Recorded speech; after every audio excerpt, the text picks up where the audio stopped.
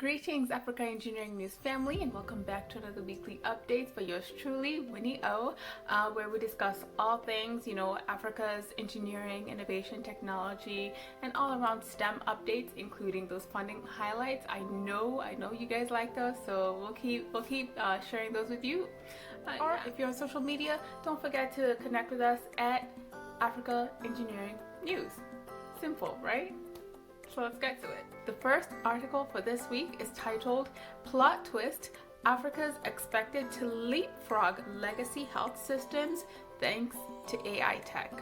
Now this is huge. I mean, especially given the context of COVID-19, this whole pandemic and the quarantine and just the plot twist that has made a lot of our African nations have to pivot and change drastically the way, we've done business as usual. And mind you, this has been a global change. Companies, businesses, ventures have had to change and shift the way they do business as usual to adapt to this new normal.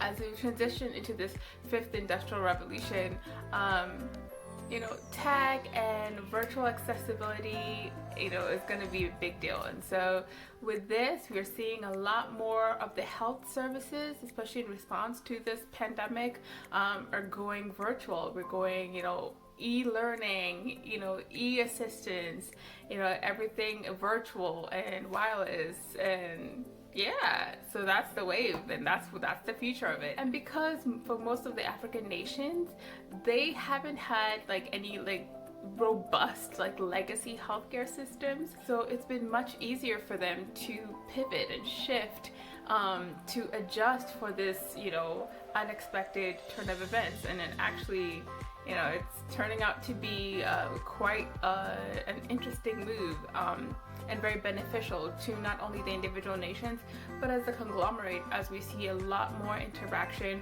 across national boundaries. So, and that's good. That's how it should be. And the good thing is that we're seeing healthcare move from a reactive to a proactive, and even preventive medicine approach. So that's what's up. That's what we're doing. Also, there's a cool infographic in the article. Be sure to check that out. Awesome.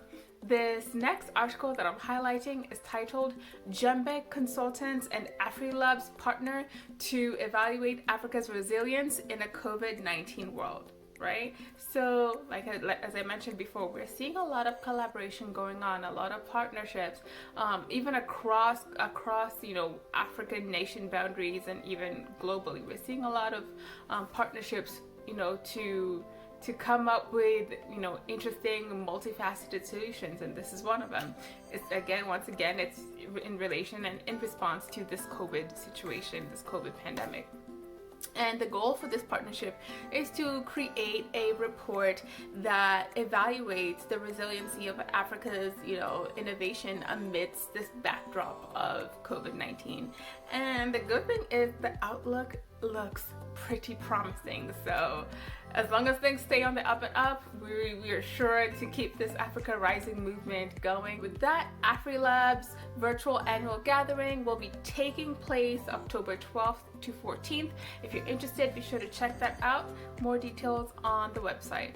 Next is the article titled Vertiv Partners with Fajoba Group to Enhance African Digital Development. Right? Now, as I said before, we're seeing COVID responses actually setting up the African continent to be in a far better place than even a lot of our developed nations. And this is a nice change of scenery or change of dynamics, and this Vertiv partnership is pretty much fortifies the commitment to boosting local infrastructure to better meet the growing demand for IT infrastructure and uninterruptible power supply, because you cannot have IT solutions and zero electricity. I mean, it just doesn't make sense, right? So you need both to make it work. And even earlier this week, I believe Kenya hosted a COVID webinar, and that was one of the topics of conversation, is the need for communities to have continuous, uninterrupted access to electrification, right? It's important. And even looking into alternative sources of energy, like that's important, as well as cybersecurity when we're talking about these more tech savvy solutions. So we're finally seeing this sentiment of internet accessibility and electricity is no longer a luxury, really. It really is a utility.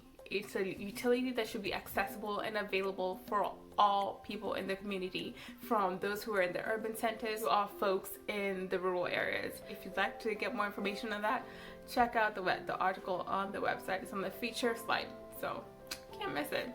Next, as we're talking about development and infrastructure changes, this next article is titled "Kenya Secures the First Horn of Africa Initiative Project to Boost Regional Integration and National Development." Now this, again, I know, like, it's always huge. This is huge because this is actually a World Bank funding mechanism that is financing 750 million US dollars. Okay, like this, we're not talking small change, we're talking big money. Okay, we're talking big money. So this is an infrastructure project funding and financing that will see major upgrades, much needed upgrades to the roadway infrastructure, and also will enable in the process for fiber optic lines to be set in place as they're going through this transportation infrastructure upgrade. And this is to the 365 kilometers of the 740 kilometers of the Isiolo-Mandera Regional Road Corridor, among other things. And so, I mean, benefits include, more efficient, smoother trade interactions, border management system, socioeconomic infrastructure updates, as well as emergency response measures.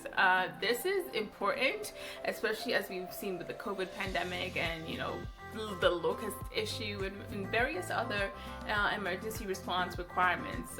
This will be a much needed change for our East African region, and I am so excited about that. And we'll definitely stay on top of this, and we'll bring you updates as we get those.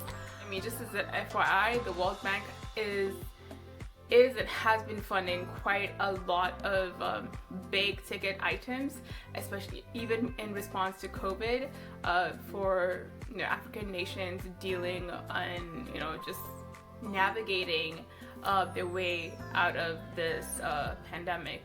So there's going to be a lot of changes, a lot of positive changes, and I'm here for it. I'm excited for that. Also, be sure to check out the events page. Be sure to keep an eye out for the upcoming events that are being hosted by various organizations. As mentioned earlier, Kenya hosted the COVID-19 seminar, and it was amazing. The speakers were just timely, and they are definitely going to be sharing that information shortly, as well as responses to the questions that weren't answered during the session. So I will share that with you guys once I get those. As for the events coming up, we have the Manufacturing in Africa panel discussion. That's this Saturday, September 12th. The East Africa Com virtual conference, that's September 14th. And for September 16th, there was actually 3 highlighted events, and that's the Africa CDC webinar for COVID updates, cybersecurity, Fortinet Africa Virtual Day webinar, as well as the International Zinc Association's Continuous Galvanizing webinar. All those 3 are on September 16th. And for September 17th, we have the Public Health Emergency Operations Centers and COVID-19 Management webinar. So be sure to check that out.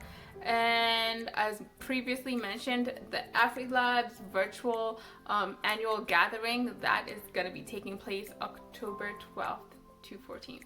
More details on these events, be sure to check out Africa Engineering News events calendar. Stay connected, stay updated, you know, learn something new. Like, that's why we're here. More information on these topics that I've mentioned, or, you know, to stay updated in future events, be sure to check us out at www.africaengineeringnews.com, or if you prefer, you know, connect with us on social media platforms at Africa Engineering News. Or actually, while you're on the website, you can subscribe to Africa Engineering News updates, and we'll keep you posted on those. So you stay winning with Winnie, okay? So until next time, please be safe out there, take care of yourselves, take care of one another, and in all you do, be encouraged, my friends, okay? Ciao, guys.